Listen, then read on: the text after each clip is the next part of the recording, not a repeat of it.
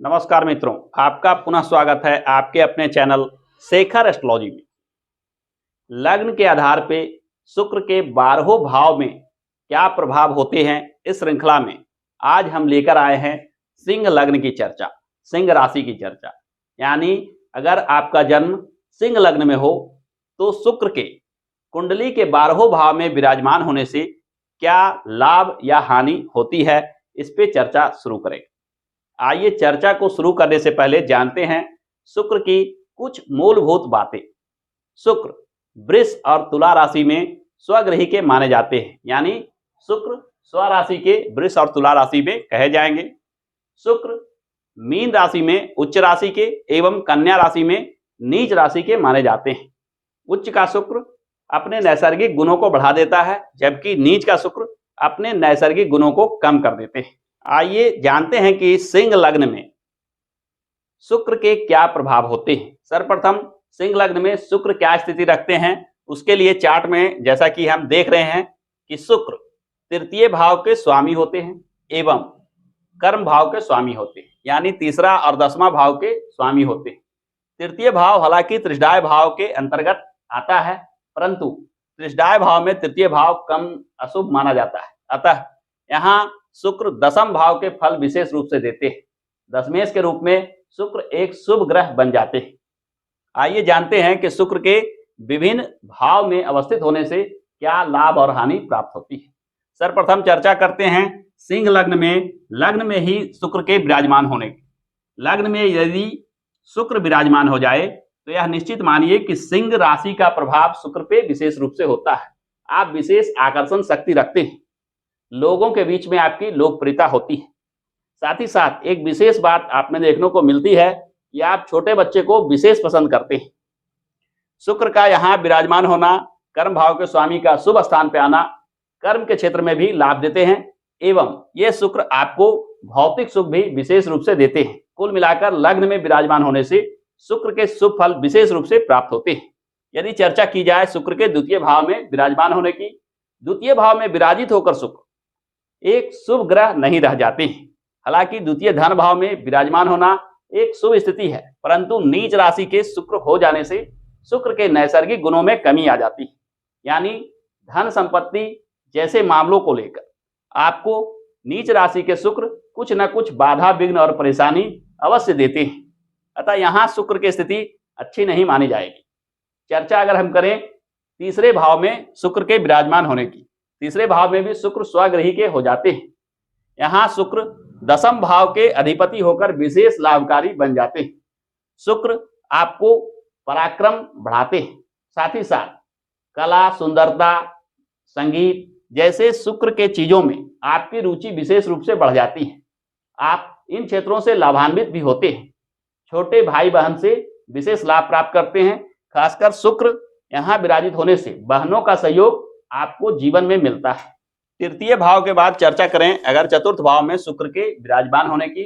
चतुर्थ भाव में वृश्चिक राशि के शुक्र आपको प्रदर्शन प्रिय स्वभाव के बनाते हैं। आप लोगों का आकलन बाहरी रंग रूप से करते हैं।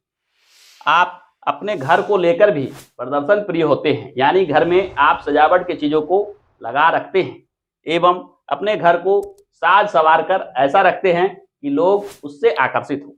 यानी घर के मामलों में भी आप साज सज्जा बाहरी रंग रूप को लेकर आप विशेष प्रभावित होते हैं। इस राशि में शुक्र के विराजमान होने से चतुर्थ भाव के बहुत सारे शुभ गुण आपको प्राप्त होते हैं। शुक्र सुख और सुविधा देने वाले ग्रह हैं। चतुर्थ भाव सुख भाव है, अतः यहाँ शुक्र विराजित होने से शुभ फल विशेष रूप से प्राप्त होते हैं। यदि हम चर्चा करें शुक्र के 5म भाव में विराजमान होने की, 5म भाव में शुक्र धनु राशि में विराजमान हो जाते हैं। ये शुक्र हालांकि शुभ फल विशेष रूप से देते हैं, परंतु यहाँ एक चीज देखने को मिलती है, यदि आप अपने जन्म स्थान से दूर जाते हैं तो आपका भाग्योदय शीघ्र होता है। यानी ये शुक्र जन्मभूमि से दूर में भाग्योदय के संकेत देते हैं। हालांकि ये शुक्र अनेक प्रकार के भौतिक सुख सुविधा आपको दे सकते हैं, बशर्ते कि आप अपने जन्म स्थान से दूर स्थान पे प्रयास करते हैं। यहाँ शुक्र का विराजमान होना एक शुभ संकेत माना जाएगा। 5म भाव के बाद हम चर्चा करते हैं षष्ठ भाव में शुक्र के विराजित होने की। शुक्र षष्ठ भाव में मकर राशि के विराजित होते हैं। मकर राशि के शुक्र अशुभ स्थान में विराजित होकर साथ ही साथ मकर राशि के कुछ गुण स्वभाव के प्रभाव से आप में ईर्ष्या, द्वेष, राग जैसे विषयों को बढ़ा देते हैं। साथ ही साथ यहाँ निर्बल होकर भौतिक सुख सुविधा से भी वंचित कर देते हैं। यानी शुक्र का षष्ठ भाव में विराजमान होना कुछ मामलों को लेकर अशुभ प्रभाव देते हैं। शुक्र अपने नैसर्गिक गुणों को भी कम कर देते हैं, अतः भौतिक सुख सुविधाओं में कुछ न कुछ अभाव महसूस करते हैं। यदि हम चर्चा करें शुक्र के सप्तम भाव में विराजमान होने की, सप्तम भाव में कुंभ राशि के शुक्र आपको दयालु, परोपकारी, लोगों की सेवा सहायता करने वाले बनाते हैं। ये शुक्र यहाँ विराजित होकर आपको अनेक प्रकार के लाभ देते हैं। साथ ही साथ विवाह भाव में विराजित होने से शुक्र वैवाहिक सुख को बढ़ाते हैं। विवाह में आ रही बाधाओं को, यानी कुंडली में कोई भी विवाह बाधा का योग बन रहा हो उसका खंडन करते हैं, यानी विवाह का योग को बनाते हैं। यदि हम चर्चा करें शुक्र के अष्टम भाव में विराजित होने की, यहाँ शुक्र उच्च राशि के माने जाएंगे, यानी आपको अनेक प्रकार के लाभ दे सकते हैं। हालांकि अष्टम भाव एक अशुभ भाव है, अतः यहाँ शुक्र पूर्ण फलाफल नहीं देते, परंतु फिर भी उच्च राशि के शुक्र का विराजमान होना कुछ न कुछ आपको शुक्र अच्छा फल अवश्य देंगे। खासकर आप सहयोगियों से लाभ प्राप्त करते हैं एवं गुप्त रूप से धन प्राप्त करते हैं। ऐसे कार्यों, ऐसे गुण विद्याओं का ज्ञान रखते हैं जिससे धनार्जन में आपको आसानी हो। तो अष्टम भाव में भी शुक्र को एक शुभ फल देने वाला ग्रह मान सकते हैं। यदि चर्चा की जाए शुक्र के नवम भाव में विराजित होने, नवम भाव में शुक्र मेष राशि के विराजित होते हैं। मेष राशि के शुक्र आपको बाहरी रंग रूप से प्रभावित होने वाला बनाते हैं। आप कुछ अपने स्वभाव में आलस भी रखते हैं एवं कार्यों को टाल मटोल करने जैसे अवगुण से भी प्रभावित होते हैं।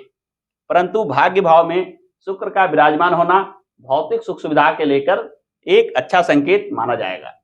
नवम भाव के बाद चर्चा करें दसम भाव में, तो दसम भाव में शुक्र का विराजमान होना अत्यंत शुभ संकेत माना जाएगा। यहाँ शुक्र अपने स्वराशि के विराजित होते हैं। तुला राशि के शुक्र शुभ फल देने वाले ग्रह बन जाते हैं। आप धन संपदा विशेष रूप से प्राप्त करते हैं एवं कला, संगीत इत्यादि चीजों में रुचि रखते हैं एवं आप इन क्षेत्रों से जुड़कर, यानी कला, संगीत जैसे चीज जो शुक्र के नैसर्गिक क्षेत्र होते हैं उनसे लाभार्जन करते हैं। उन क्षेत्रों में कार्य क्षेत्र बनाकर उससे लाभ विशेष रूप से प्राप्त करते हैं। यदि चर्चा की जाए शुक्र के एकादश भाव में विराजित होने की, एकादश भाव में शुक्र बुध की राशि में विराजित होते हैं। बुध के कुछ स्वभाव इस शुक्र में प्रभाव डालते हैं, यानी आप अब मजाकिया स्वभाव के हो जाते हैं। वाक्य पटुता आप में विशेष रूप से होती है। मित्र मंडली का स्थान होने से मित्र मंडली के बीच में आपकी ख्याति होती है, यानी आपके बोलने चालने के ढंग से लोग आपको विशेष पसंद करते हैं। यहाँ आय भाव में विराजित होकर शुक्र आय के मामलों को भी शुभ कर देते हैं और आय के क्षेत्र में लाभ प्राप्त करते हैं। यदि चर्चा की जाए शुक्र के द्वादश भाव में विराजित होने की, द्वादश भाव के शुक्र भी चंद्रमा के गुणों से प्रभावित होते हैं। आप तीव्र मस्तिष्क के स्वामी होते हैं। आप में बोलने चालने की कला भी विशेष रूप से पाई जाती है। आप भावुक एवं भोजन इत्यादि पे विशेष रुचि रखने वाले होते हैं, यानी खान पान में यहाँ विराजित होकर शुक्र रुचि को बढ़ा देते हैं। शुक्र खान पान के भी कारक ग्रह माने जाते हैं। चंद्रमा के प्रभाव से रुचि और मन के विचार खान पान में लगी रहती है। अतः द्वादश भाव में शुक्र के विराजित होना भी एक शुभ संकेत माना जाएगा। परंतु यहाँ आलस, खान पान में विशेष रुचि जैसे गुणों के कारण कभी कभी सफलता में देरी हो जाती है। अतः आपको इन बातों का ध्यान रखना आवश्यक है। इस प्रकार से सिंह लग्न में हमने देखा कि शुक्र 12 भाव में विराजित होकर क्या शुभ और अशुभ फल देते हैं। आइए हम जानते हैं कि शुक्र यदि अशुभ फल दे रहे हैं तो क्या उपाय करना चाहिए जिनसे शुक्र के अशुभ फल दूर हो जाएं, और शुक्र यदि शुभ फल दे रहे हैं तो क्या उपाय किया जाए जिससे शुक्र के शुभ फल बढ़ जाएं। यानी शुक्र के शुभता को बढ़ाने के क्या उपाय हैं और अशुभता को दूर करने के क्या उपाय हैं। जैसा कि आप चार्ट में देख रहे हैं कि अशुभ शुक्र के अशुभता को दूर करने के लिए कुछ खास उपायों की चर्चा शास्त्रों में की गई है। शुक्र के पूजा पाठ, यानी शुक्र कवच, शुक्र स्तवराज, शुक्र स्तोत्र इत्यादि चीजों का पाठ करने से शुक्र के अशुभ प्रभाव धीरे धीरे कम होते जाते हैं। एवं शुक्र के मूल बीज मंत्र ओम सुं शुक्राय नमः, इस मंत्र का भी प्रतिदिन 108 बार पाठ करने से शुक्र के अशुभ फल कम होते चले जाएंगे। जिन जातकों की कुंडली में शुक्र शुभ फल दे रहे हैं उन्हें शुक्र का यह यंत्र बनवाकर गले में अवश्य धारण करना चाहिए। इस यंत्र को भोजपत्र पे बनवाकर चांदी के लॉकेट में सफेद धागे में बनवाकर गले में धारण करना चाहिए, जिससे ये शुक्र और शुभ फल देने लग जाएं।